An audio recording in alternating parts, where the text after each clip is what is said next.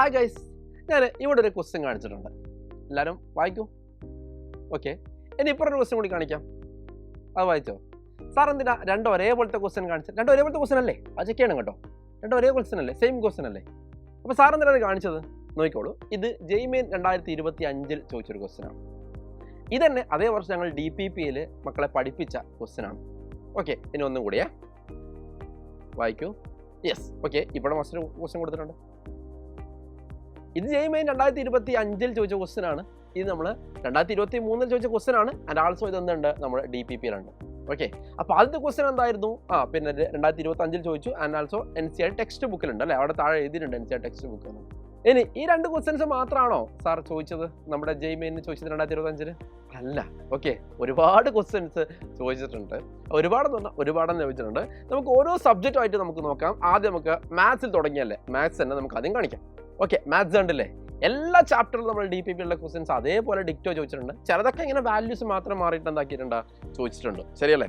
അപ്പോൾ മക്കളെ, ഇതിനടുത്ത് നമുക്ക് ഫിസിക്സ് നോക്കിയാലോ? കണ്ടോ, ഫിസിക്സും അതുപോലെ തന്നെ ഒരുപാട് ക്വസ്റ്റ്യൻസ് നമ്മുടെ DPPയിലുള്ള ക്വസ്റ്റ്യൻസ് ചോദിച്ചിട്ടുണ്ട്. ഓക്കെ, ഇനി ഫിസിക്സും കഴിഞ്ഞു, മാത്സും കഴിഞ്ഞു. ലാസ്റ്റ് കെമിസ്ട്രി നോക്കാം. ഓക്കെ, കണ്ടോ?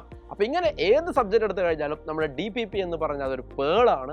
അതിൽ നിന്നുള്ള ക്വസ്റ്റ്യൻ ഡയറക്റ്റ് ജെയ്മെയിന് കാണുന്നത്. അപ്പോൾ ഇത് കംപ്ലീറ്റ് പഠിച്ചാൽ തന്നെ നമുക്ക് ജെയ്മെയിൻ കിട്ടും എന്നുള്ള കാര്യം നമുക്ക് എന്ത് ചെയ്യാം, ഉറപ്പിക്കാൻ വേണ്ടിയിട്ട് പറ്റും. അപ്പോൾ ഇതേപോലെ തന്നെ 2026 നമ്മുടെ DPPയിലെ ക്വസ്റ്റ്യൻസ് ഉറപ്പായിട്ട് ചോദിക്കും. കാരണം 2025 അപ്ഡേഷൻസ് അടിച്ചിട്ട് ഞങ്ങൾ വീണ്ടും DPPs എന്താവുന്നുണ്ട്, എഡിറ്റ് ചെയ്തുകൊണ്ടേയിരിക്കുന്നുണ്ട്. അപ്പോൾ നമ്മൾ DPP പഠിച്ചു കഴിഞ്ഞാൽ ജെയ്മെയിൻ കിട്ടും എന്നുള്ള കാര്യത്തിൽ യാതൊരു സംശയം വേണ്ട. തെളിവടക്കം ഞങ്ങൾ കാണിച്ചു തന്നിരിക്കുകയാണ്. അപ്പോൾ സാർ, എങ്ങനെയാണ് ജെയ് പോലുള്ള ഇതുപോലത്തെ വലിയ പരീക്ഷയ്ക്ക് ഇതേപോലെ ക്വസ്റ്റ്യൻ നമുക്ക് ഡിക്റ്റേ പോലെ പ്രൊഡിക്റ്റ് ചെയ്യാൻ വേണ്ടി പറ്റുന്നു എന്നായിരിക്കും നിങ്ങളുടെ മനസ്സിൽ തോന്നുന്നത്?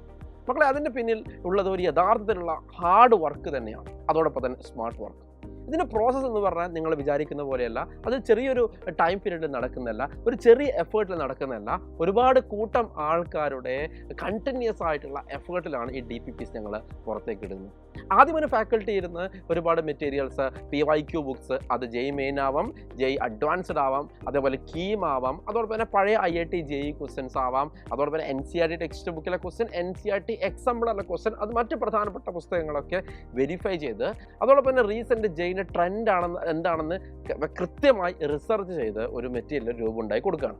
അത് നമ്മളിവിടെ സബ്ജക്റ്റ് മാറ്റർ എക്സ്പേർട്ട് ഇരുന്ന് അത് ടൈപ്പ് ചെയ്ത് നല്ല ഒരു ഫോർമാറ്റിലേക്ക് അത് എത്തിക്കുകയാണ്. അതിനുശേഷം വീണ്ടും 2-3 ഫാക്കൽറ്റീസ് അത് വെരിഫൈ ചെയ്യുന്നു, അവരുടെ സജഷൻസും കൂടി അതിലേക്ക് സജസ്റ്റ് ചെയ്യുന്നു. അപ്പോൾ അതിനുശേഷം വീണ്ടും ഒരു റീവർക്കൊക്കെ നടത്തി അങ്ങനെയാണ് നിങ്ങളുടെ കയ്യിലേക്ക്, നിങ്ങളുടെ വിരൽത്തുമ്പിലെത്തുന്ന ഈ മെറ്റീരിയൽ പ്രിൻ്റഡായി റെഡിയായി ഇരിക്കുന്നത്.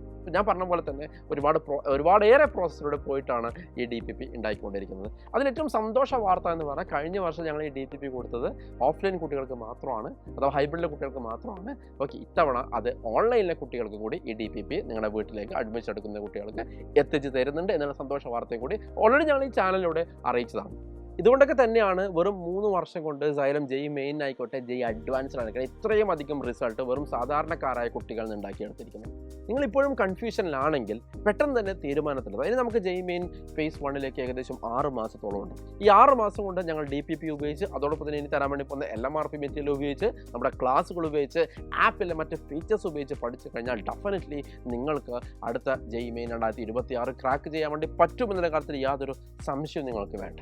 സോ കറക്റ്റ് സമയത്ത് നിങ്ങൾ ഈ ഡിസിഷൻ എടുക്കുക. ഇപ്പോഴും നിങ്ങൾക്ക് Xylemത്തിൻ്റെ ഓൺലൈൻ റിപ്പീറ്റർ ബാച്ച് ആയിട്ടുള്ള ധീര 2.0 ഇപ്പോഴും ജോയിൻ ചെയ്യാൻ വേണ്ടി പറ്റുന്നതാണ്. അപ്പോൾ നിങ്ങൾ സാർ ഒരുപാട് കാലമായിട്ട് ടോപ്പിക്കൊക്കെ തുടങ്ങിയിട്ട് അങ്ങ് എത്തിയിട്ടുണ്ടാവുക ഇല്ല. 2.0 ബാച്ച് ആണെങ്കിൽ അധികമൊന്നും ആയിട്ടില്ല, നമുക്ക് കുറച്ച് ക്ലാസ്സുകൾ മാത്രമേ കഴിഞ്ഞിട്ടുള്ളൂ. സോ മക്കളെ, കറക്റ്റ് സമയത്ത് ഈ ഡിസിഷൻ എടുക്കുക. നമുക്ക് അടുത്ത വർഷം NITകളിലും അല്ലെങ്കിൽ IITകളിലും വെച്ച് വീണ്ടും കാണാം. ബൈ.